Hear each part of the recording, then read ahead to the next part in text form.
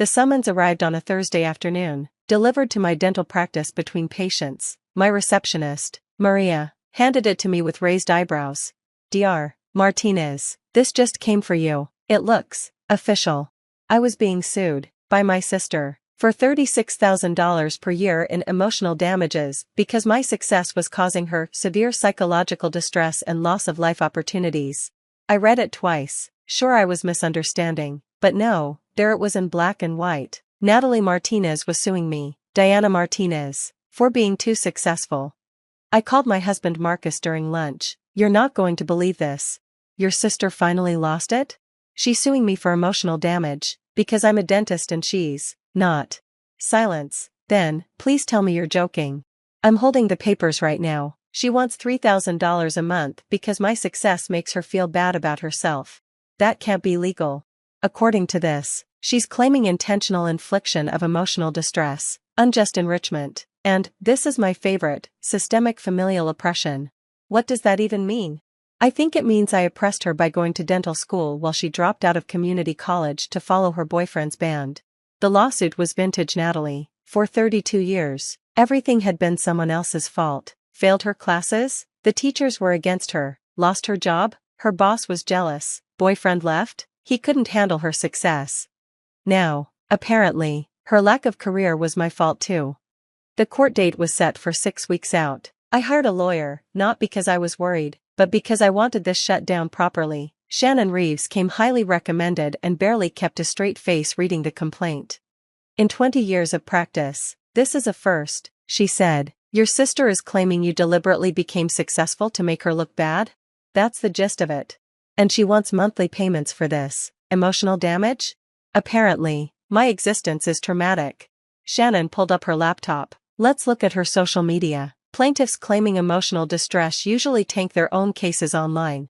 She was right. Natalie's Instagram was a goldmine of contradictions. Posts about her blessed life. Expensive vacations funded by whatever boyfriend she had that month. Designer bags, spa days, and scattered between them, rants about toxic family members who flaunt their privilege.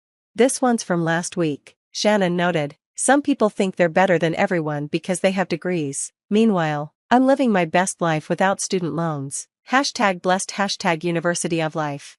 That's about me. I paid off my loans last year.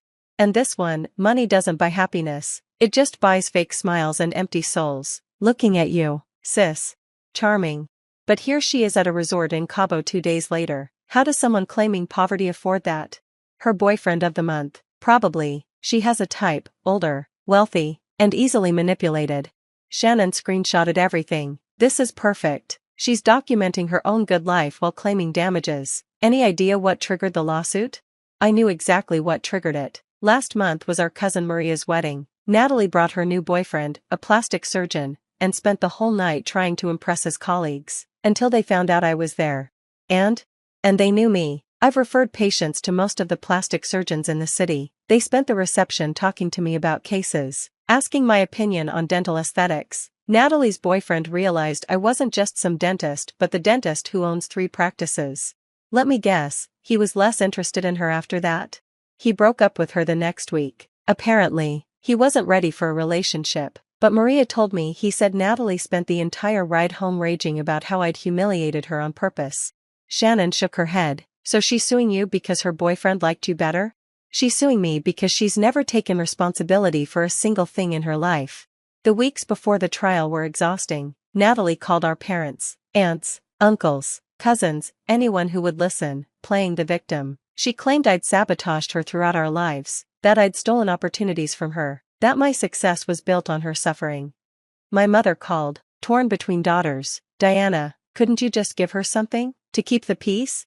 Mom, she's suing me because I have a job. If I give her money now, what's next? A monthly payment because I'm married and she's single? She's struggling. She's 32. At some point, struggling becomes a choice. My father was more direct. This is ridiculous. You worked nights to pay for school while Natalie partied. Now she wants your money? Absolutely not. But the family pressure was real. Aunts suggested I should help my less fortunate sister. Cousins whispered about how some people have all the luck. The narrative was forming. Successful sister refuses to share with struggling sibling. I started keeping receipts of my own. Every birthday present I'd given Natalie, usually cash because she always needed it. Every loan I'd forgotten to collect. The apartment deposit I'd covered when she was 25. The car insurance I'd paid for 2 years. The dental work I'd done for free. Total over 10 years, $47,000. Shannon whistled when she saw the spreadsheet. You've already been paying her, just not officially. And it was never enough. Nothing is ever enough for Natalie. The day of the trial arrived gray and drizzly, matching my mood. I wore my most conservative suit, trying to look successful but not flashy. Natalie showed up in what looked like a cocktail dress, sobbing dramatically into a handkerchief. The courtroom was smaller than I'd expected. Judge Helen Cooper presided, a no-nonsense woman in her 60s who looked like she'd seen everything. Natalie's lawyer, a young man who seemed to be questioning his life choices, presented their case first. The gist: I had systematically outperformed my sister, causing her severe emotional distress. My success was a constant reminder of her failures, and I should compensate her for this pain. My client has suffered watching her sister achieve everything she couldn't, he said, remarkably straight-faced. The defendant's success is a daily source of trauma. Judge Cooper's eyebrows climbed toward her hairline, but she said nothing. They presented evidence: photos of my house versus Natalie's apartment, my vacation photos versus her staycations, my wedding at a nice venue versus her string of failed relationships.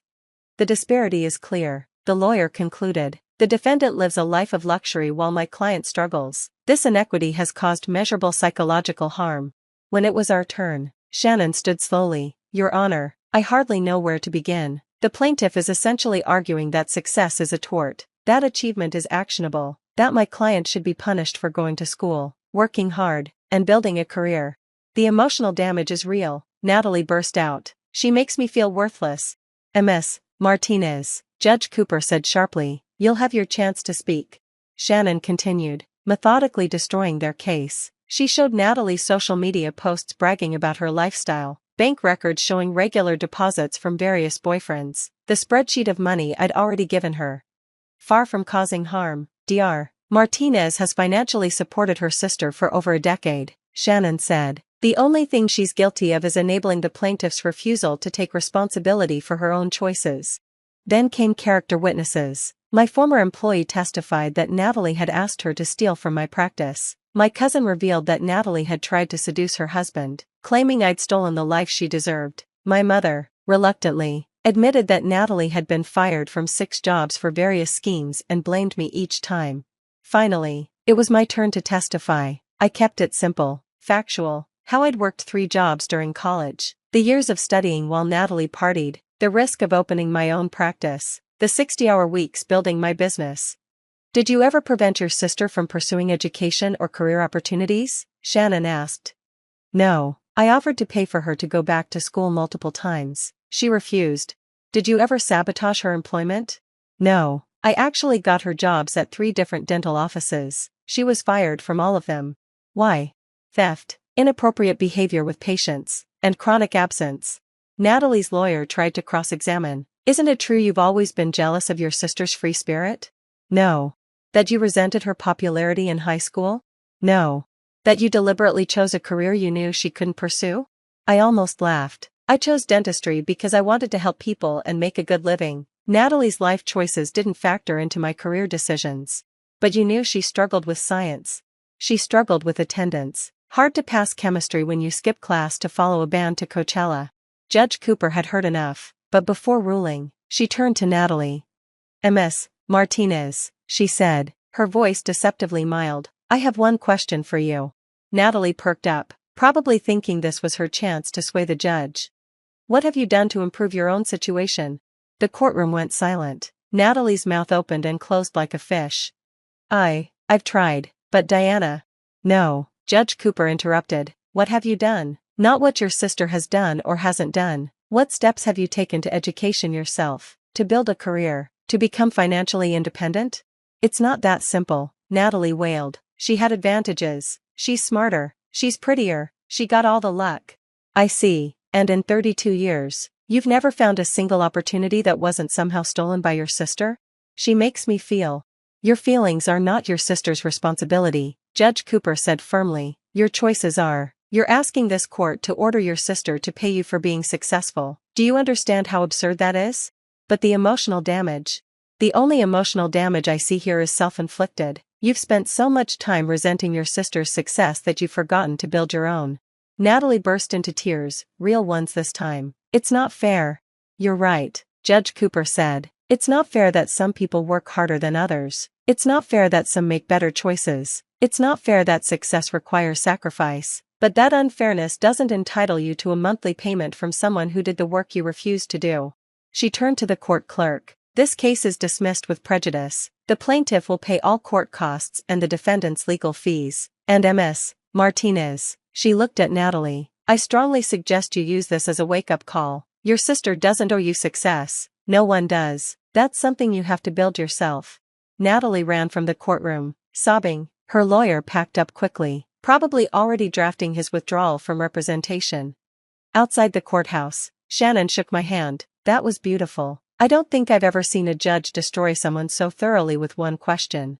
What have you done to improve your own situation? I repeated. It's the question Natalie's been avoiding her whole life. Think she'll finally get it? Honestly, no. By tomorrow, this will be my fault too. I'll have somehow manipulated the judge, bribed the court, used my dental connections to corrupt justice. I was right. By evening, Natalie was on social media claiming the system was rigged, that successful people always win, that she was a victim of legal oppression.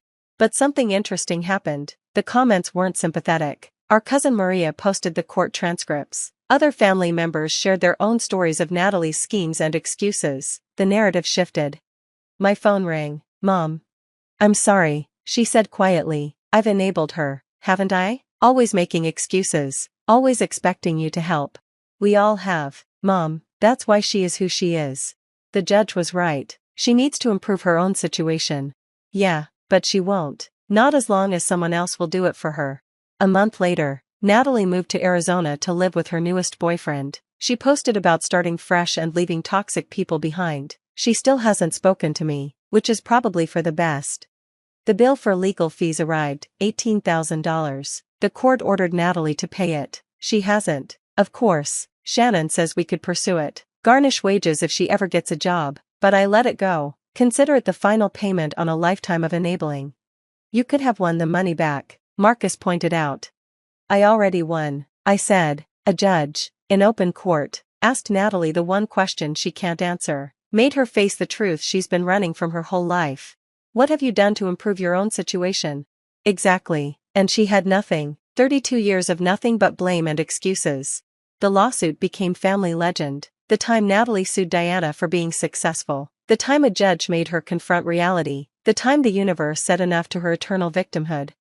I still get texts from unknown numbers sometimes. Natalie creating new accounts to send me articles about income inequality or sibling rivalry. I don't respond. There's nothing left to say.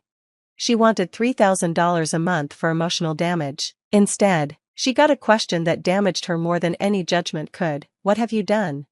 The answer, as always with Natalie, was nothing. And that's the real reason she ran from that courtroom crying. Not because she lost the case, but because for one moment, she couldn't run from the truth. The only person responsible for Natalie's life is Natalie. And apparently, that's the most emotionally damaging truth of all.